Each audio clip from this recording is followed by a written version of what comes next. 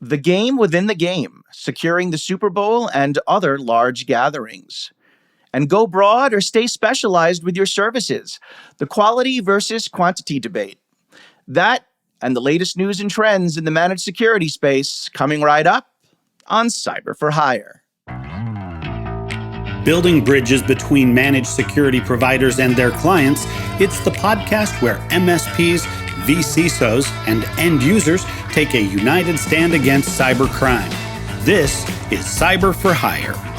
You know what's frustrating about managing security as an MSP? It's knowing that even after you've reviewed a system, firewall, or endpoint to make sure it's secure, it can still change the next day and you might never find out. Let me tell you, that sucks. That's why I want to tell you about LionGuard. See, some vendors talk about being a single pane of glass, but LionGuard actually delivers. They pull data from over 70 systems, use automation to detect changes, and alert you about the things that matter via a ticket in your PSA. If you truly want to secure your customers, visit msspalert.com/LionGuard. Check it out for yourself or sign up for a demo today.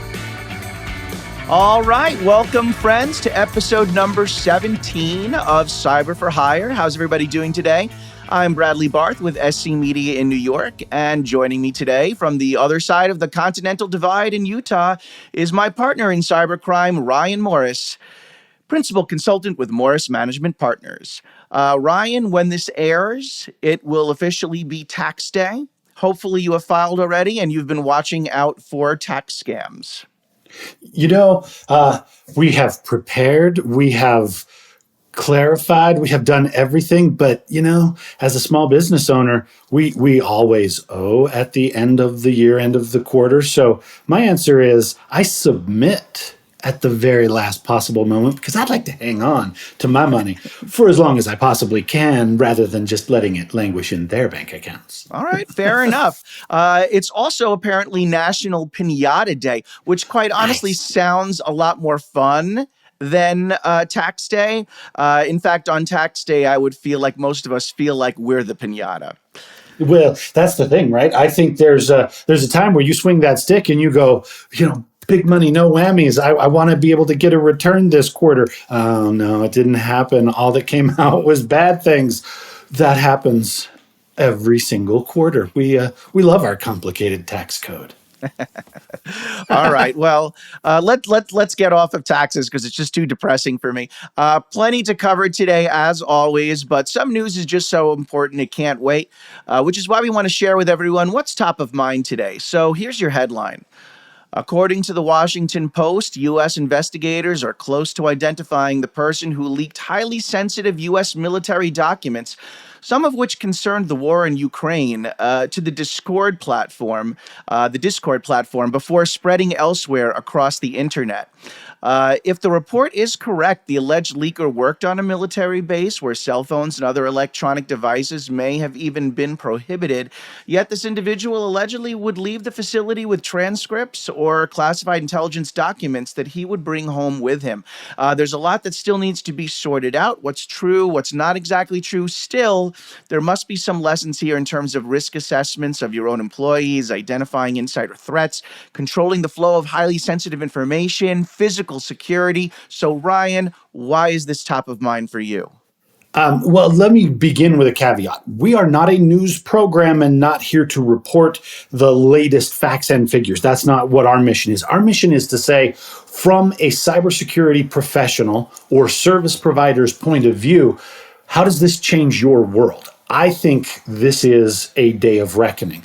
If you look at the latest research that we've been tracking, the incidence of insider threat and data exfiltration, the quantity of those kinds of cyber penetrations are going up, not just last year or this year, right? This has been going on for a number of years to the point where there are some very recent studies, Q1 of 2023, that indicate that insider threat is the number one source of data exfiltration. But when the same study asks the cyber professionals, what are your perceived threats? What do you focus on the most? Insider threat ranks somewhere down around like 5 or 6 or 7 in terms of what we believe are our priorities. that's a problem, right? There's a basic misalignment between what is actually happening in the real world and what we think we ought to be focused on inside of our profession. This is a very strong correlate. Think about it, Bradley. We hear the headline that says this is a civilian employee of a military base who had top secret and he walked away with data. At home on their couches, the average American freaked out when they heard that assessment. Oh my goodness, how could that possibly happen? Ask yourself, how very different is that thing from what happens every single day inside organizations, large and small? The only difference is the question of top secret at a government or military designation. The fact that employees have access to things maybe they shouldn't have access to, that we don't know where those things are at any given moment, that they might be in hard copy, soft copy, they might be physically taken out of the building on a regular basis. I would argue that is a clarion call for cyber professionals. We need to work on identity management and the identity classifications for user profile and access authorizations. And then we need to figure out how we monitor for and proactively audit for data exfiltration. It's not enough just to go out and re-find the bad guy when something has already happened. We need to prevent this from happening. I would argue that is an entirely new class of service for an MSSP. If you are engaged with your customers and you are building the perimeter and you are making sure the systems are secure and you are working on, the SIM situation of incident management and response, there needs to become an entirely new category of prior testing and auditing that will prevent these kinds of situations, not just recover from them effectively.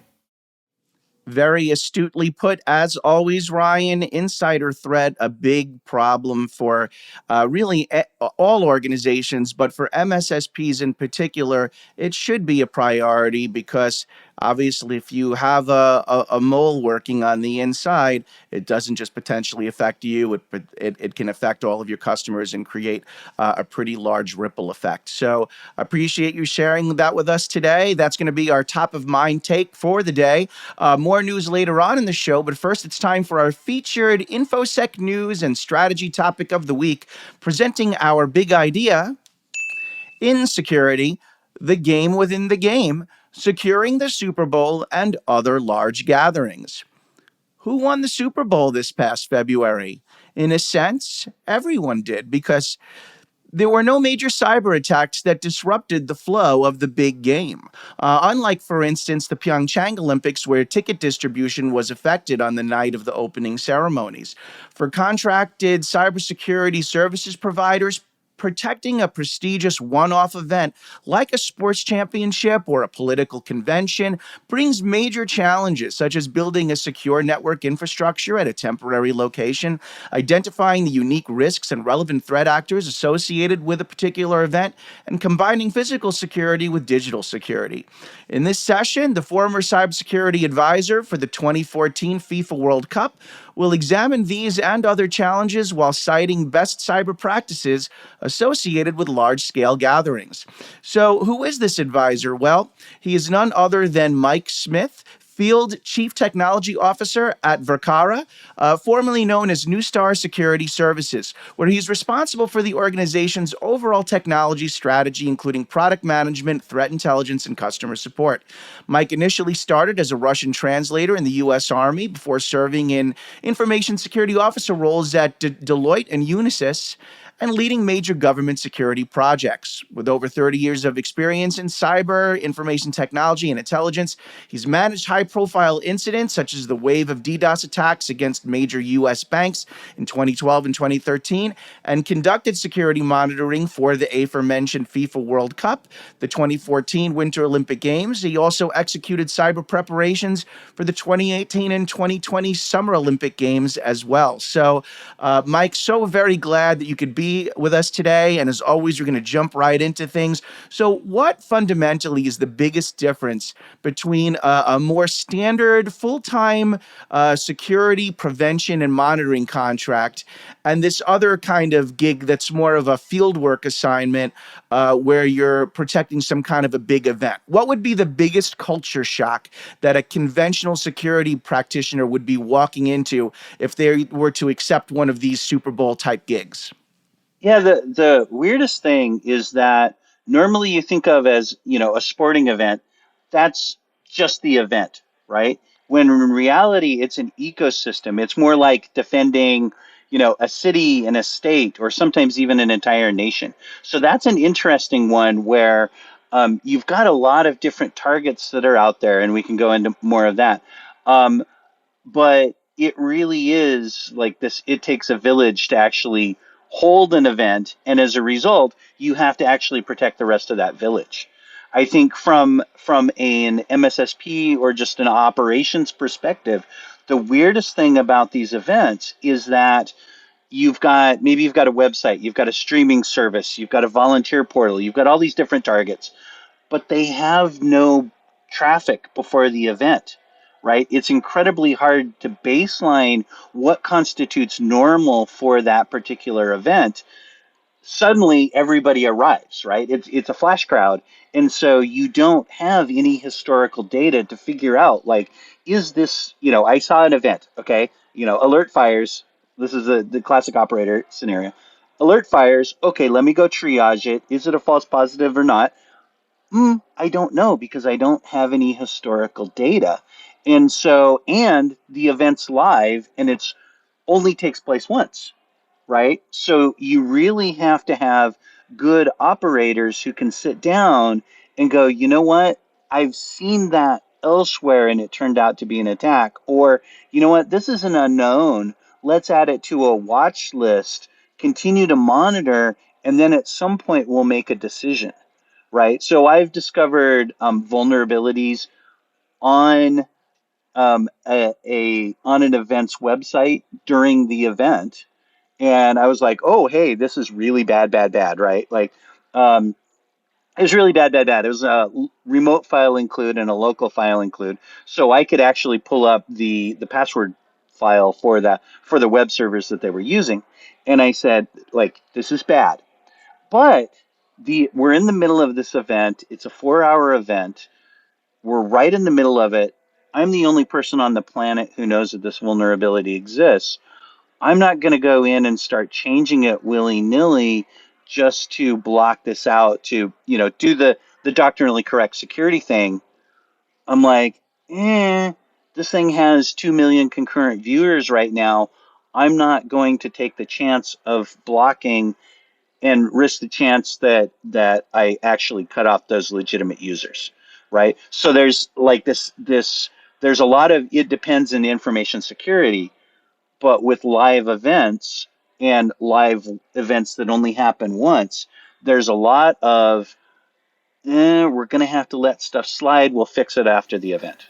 See, I think that's a fascinating dynamic of, in the industry, we've had to adapt over the last few years of, the tolerance for response times or diagnosis times. It went from days to hours to you got minutes, right? You have to figure this out. And we think that's a very high bar to address.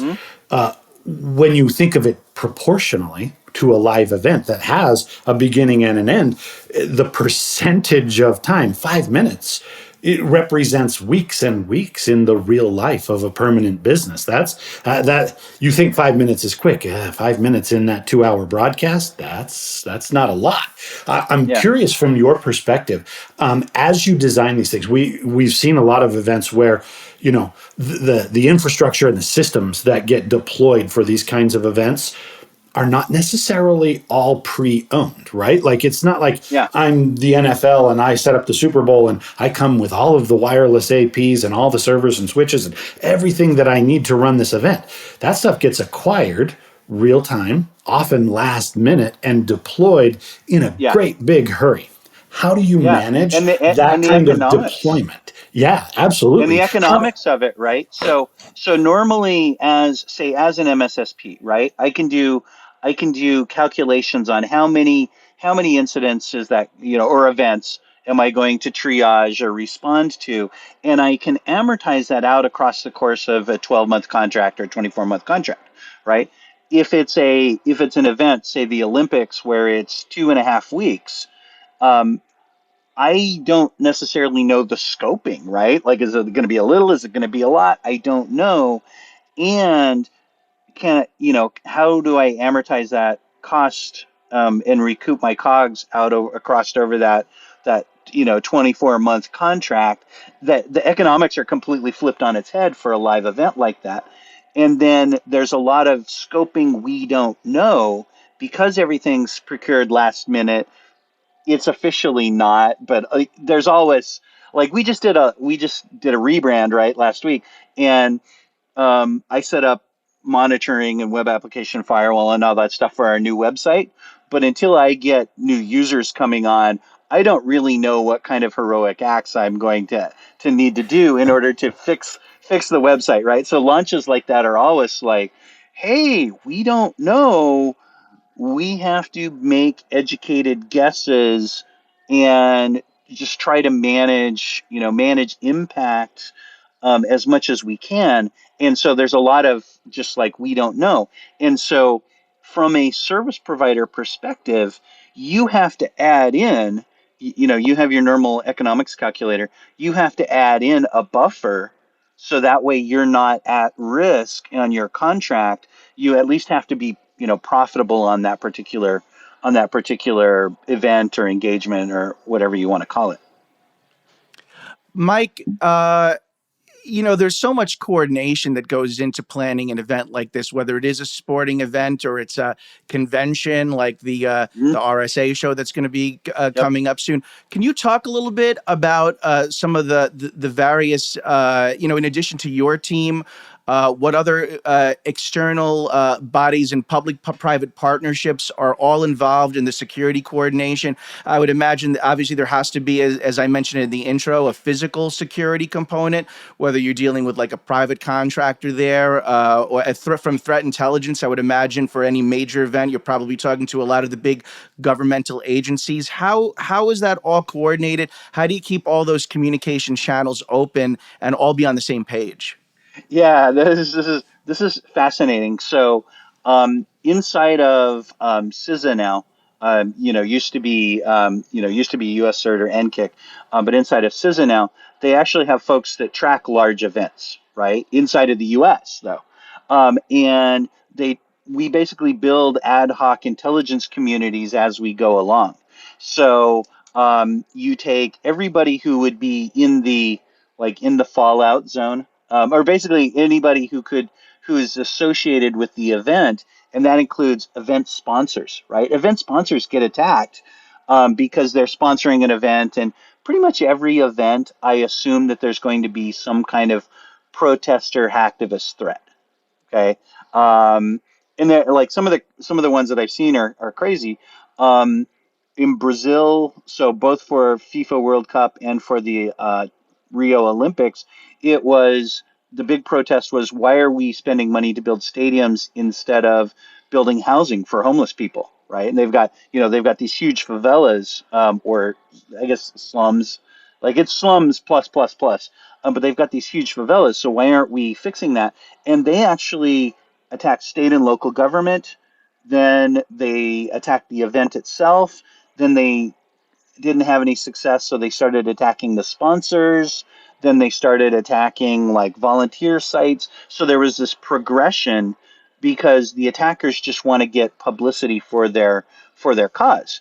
So you say, okay, here are all the different pieces that are related, that are like the stakeholders or people inside of that village, and how do we share information on attackers, on different types of attacks that we've seen, on what our risk assessment is, what's our risk planning. We do this in the critical infrastructure world, right? So you've got the ISACs or the ISAOs that are there, and they share, but they've had 20 years experience in doing this. Okay. Um, you're forming this ad hoc coalition for sharing information and talking to each other. And you start out light affiliations, and then you get closer and closer and closer. The closer you get to the event, the tighter that information sharing community becomes. Now, there is one interesting thing, because I've been on the vendor side, or the MSSP or the provider side, for quite a while, and that is, a lot of times they don't want to share information with the providers. Okay. And so I've had a lot of conversations, and early on I'd play with it.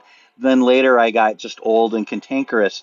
But people come along and they say, okay, cool. Here's an email address. If you have any threat intelligence, or any, whatever you want to call it, IOCs, or intelligence you collected, any of that stuff, you can send it to this address, but we're not going to share anything back with you. And I'm like, hey, wait a minute now, right? That's like, I understand because I'm a vendor. Like, if you give me sensitive information, then I'll send salespeople to you. And I get that there's a lot of dirtbags out there that would do that. Okay. But as an infrastructure provider, right? So we do authoritative DNS, we do DDoS mitigation, we do web application firewall, we do a anti-malware through a filtering DNS.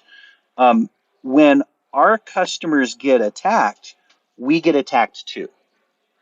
Okay, and is a little bit of a different setup, right? Like, yeah, we're an MSSP, but we're also an infrastructure provider, and so it actually helps us as a provider to anticipate attacks and to anticipate what our customer's concern is. We just have to do some kind of a Chinese firewall, and I think I'm good at it, but I'm biased. Okay, and you can laugh at that. That's okay.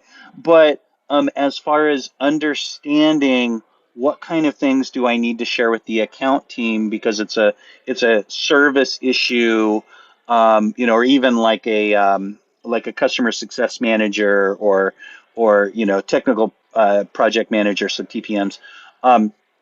What information do I need to share with them versus, when do I just keep it all inside of the intelligence side, or even just the operator side, right? And so there is that piece. Like, we have to, on the MSSP side, we have to be part of that community, because we have to know what to look for. We have to know how to change our strategy and our monitoring and our response based on the drivers that our customers have. Well, and exactly as you say, if you submit an alert and they don't share back with you what the diagnostic or what the resolution to that alert was, I'm going to keep sending you that alert over and over and over. And if it's a false positive and I'm just inundating you with things you've already solved, I could make your life better if you were sharing in return. That is Yeah. exaggerated. It's multiplied significantly in these kinds of intense events. You touched on something that I'm very curious about as well: the layers of these systems as you deal with them at these kinds of events, right? There's a website, and the Super Bowl, more people show up for the halftime commercials than anything else. And sometimes their websites go down because the ad was really good and they got Mhm. hammered with traffic. Yep. That would be a really gnarly target for, I paid all that money to put that ad out there, and then they did a denial of service attack and prevented anybody from reaching my website. That's one layer. The streaming of the live event is a layer. Law enforcement, right? Like, they show up, they're going to do traffic and parking and physical security outside of the stadium. Mhm. They didn't show up in the old days, just like with their guns and their badges, and they showed up and said, "Hey, tell me where to go." They show up with their computers. They show up Mhm. with their smart devices. All of those things are already connected to their own Yeah. universes, and now they are connecting to yours.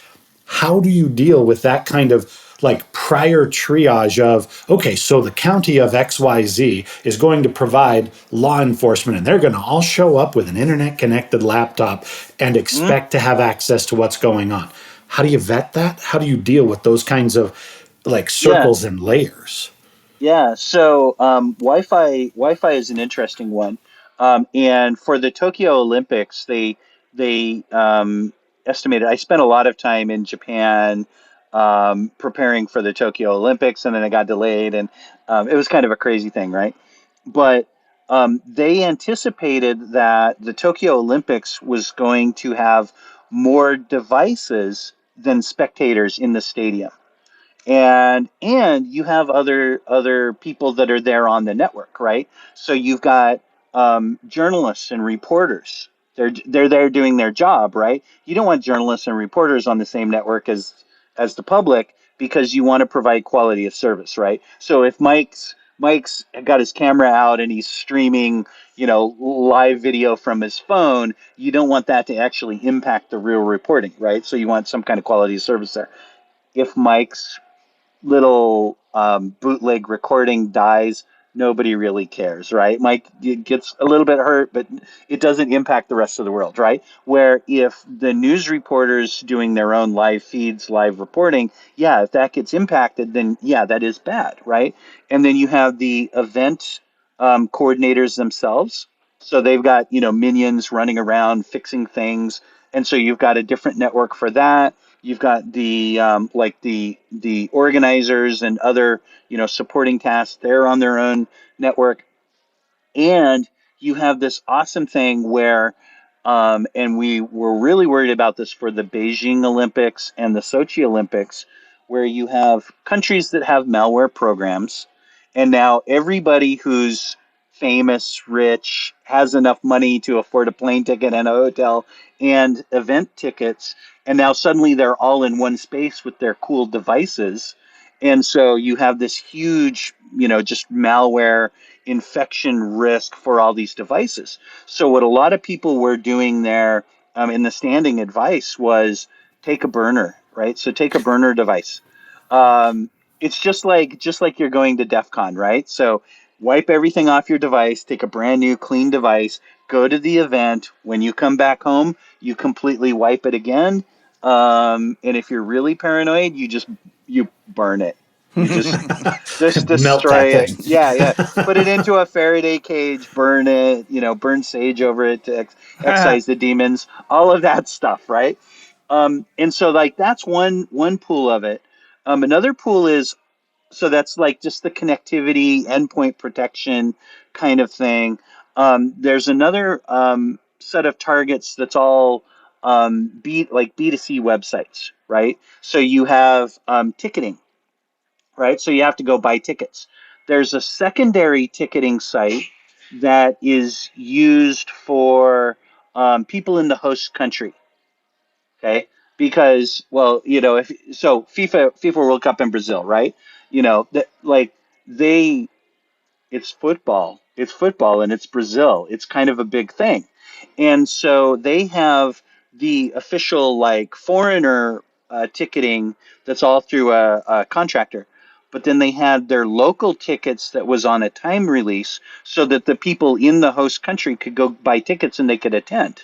Okay, and they were at a discounted rate and stuff like that. So those sites have a lot of problems with bots and scrapers and what the industry analysts call inventory hoarding. So there was one particular tool called Scorpion Scanner, and what you do is you set it up, it checks the website, sees if tickets are released. You give it a number like 10 tickets, it would add 10 tickets to a cart, to a shopping cart, and then pop up your browser, and then you'd go do the order fulfillment pieces. So that way it was like in the old days of eBay when you could bid snipe and just cut in front of the queue, and then people would take those locals only tickets and they turn around and resell those on a secondary black market for a 4x 5x markup. And so that became an issue that I had to go do a little bit of analysis on what exactly is going on here and why and how do we actually stop that. So you've So got many. that site, you've got a volunteer coordination site, right? Because you've got people that are selling merchandise, that are selling food, that are uh, directing traffic, like basically all of these like logistics. Those are all local people that you hire, and so you have to coordinate, ride schedules, parking, just work schedules, all of that stuff. And so they usually have a volunteer portal that everybody goes to in order to set that up. Well, it's all user contributed content, right? So it's like a message board or a forum. And so you've got a different level of threat where somebody can go say, oh, yeah, here's malware hooks, right? So you can just do a cross-site scripting or watering hole attack, and then everybody who goes to the site gets infected. Really great way to infect a lot of people at once. Um, there's that. There is where you're actually streaming the video from. In the streaming video space, they call it an entry point.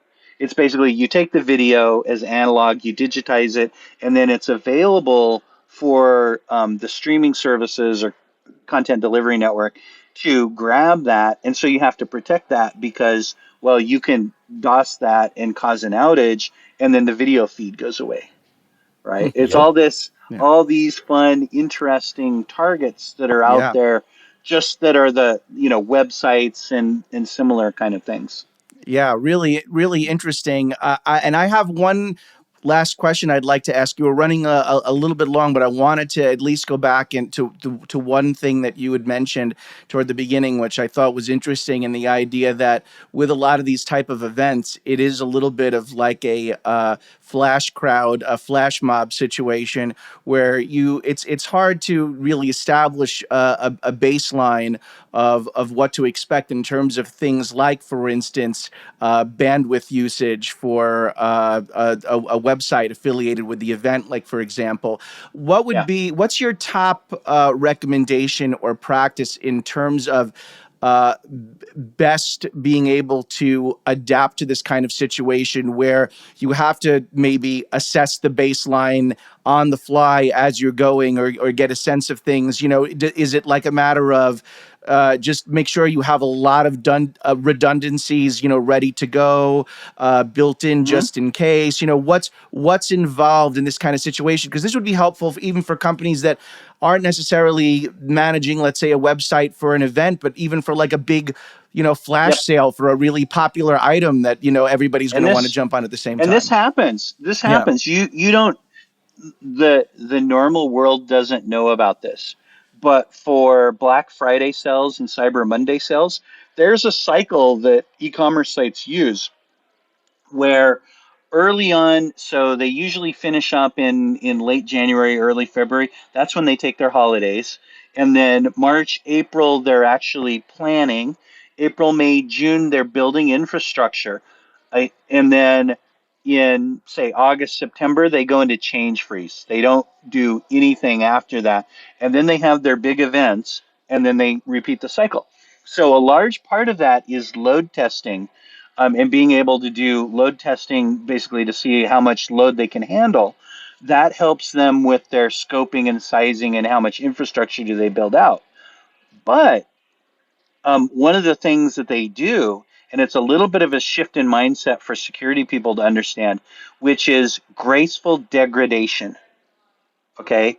So, where I have, and you'll see this in the security world, this is the dirty little secret that we don't talk about, but we are now, which is the big red button, right? So I can do, say, I'm a website, I can do input validation, I can have all sorts of monitoring, but that consumes a lot of CPU and infrastructure to do that. When I have a volume event, I have to be able to gracefully downgrade some of those controls, turn some things off in order to keep the site up and available. And that's kind of a problem that I try to avoid. But at some point, I'm going to have to do that, right? So, can I do things like I'm going to send lower quality images instead of the big, heavy images? Can I reduce some of the checking that I do? Can I simplify the workload as far as the number of pages that somebody goes to? Can I do the cheapest things first, and by that I mean in a machine cost sense, right? So IP ACLs are cheap, cheap, cheap, cheap. Block people out, right? Um, Geo blocking, a little bit relatively cheap, still not as cheap as IP ACLs, right? Um, then kind of rate controls. So I count how many requests they send, and when they send too many, cut them off. And then I get to the expensive stuff on the back end, which is input validation, checking for SQL injection, checking for cross-site scripting. So I've got this kind of layered structure approach, the cheapest things out front, the more expensive things in the back. But then still, I'm always saying, okay, how can I take these expensive controls in the back and simplify them by pushing some kind of a more cruder but cheaper protection, push that more upstream in front in order to protect that back end from load. See, it's fascinating the layers that you get into.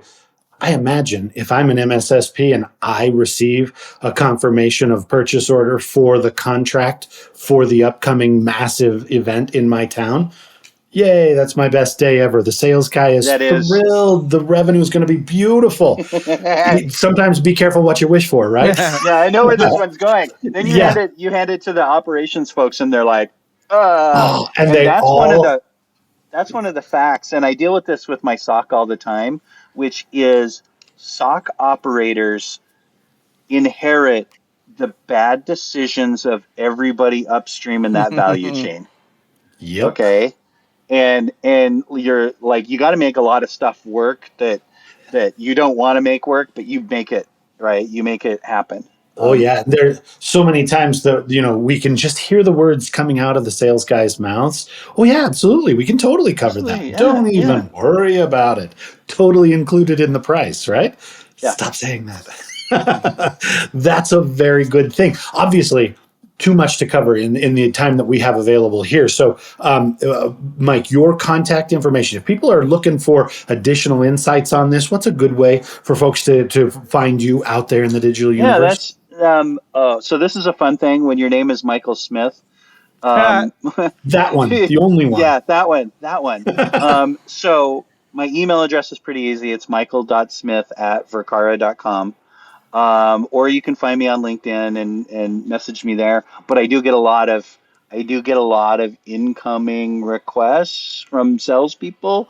So if I don't respond, just keep going. Sometimes I drop packets, right? You have implemented your own controls in your Yeah, inbox. it's called I ran out of time. I ran out of Yeah. time, and my inbox just keeps getting more and more. So Exactly. Before we let you go, there is another segment that we would love to get you to quickly participate with us here.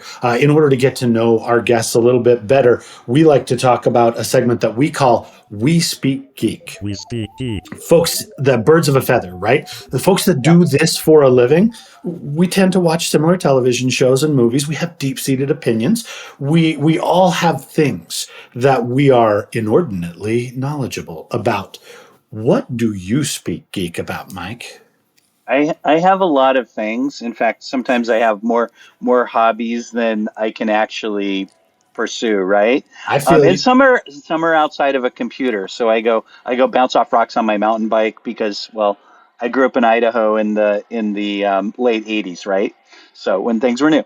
But there's this interesting one, and I think I mentioned it before. I'm not sure, but when I was 17, I joined the U.S. Army, and they sent me off to language school, taught me Russian, and then I was an intelligence operator. And it involved a lot of radio stuff, right? So I was a SIGINTer, okay? And so I, eavesdropped on a lot of radio stuff. I did that for 8 years, kind of, got off active duty, put that to the side, not a problem. A couple of years ago, I started teaching an IoT boot camp class, IoT security boot camp class, and part of it was dealing with software defined radio.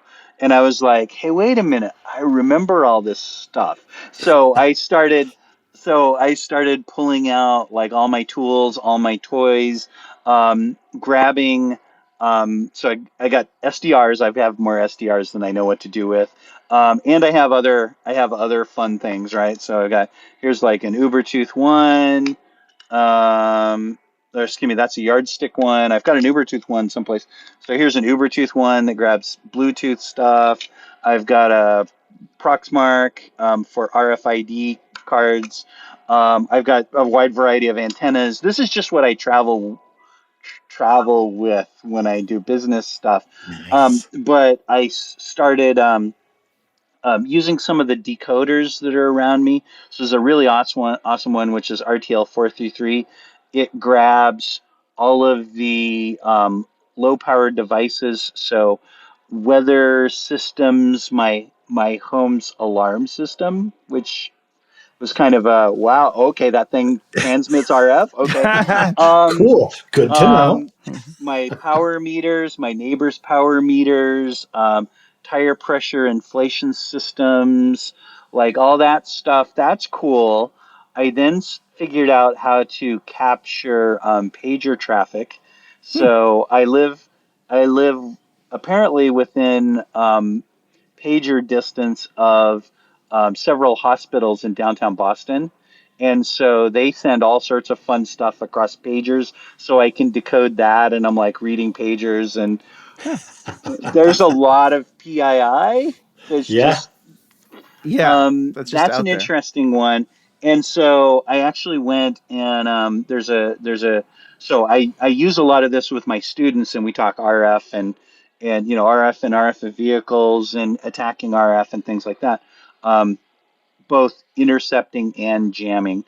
And I got like a HackRF PortaPack, which is a little portable unit, little handheld, like a Game Boy for intercepting and broadcasting or transmitting.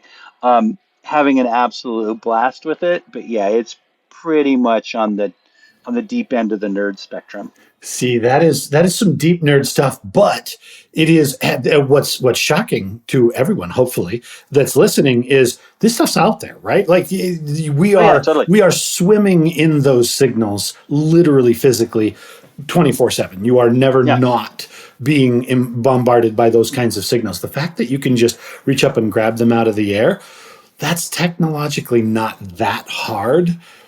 And Hmm. yet we don't secure those things nearly the way that we should.